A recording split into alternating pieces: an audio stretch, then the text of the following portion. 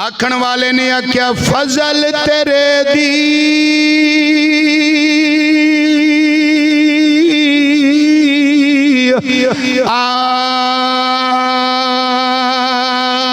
आस करीमा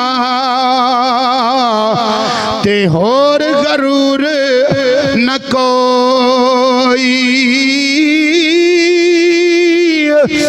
फजल तेरे दी आस करीमा ते होर गरूर न कोई।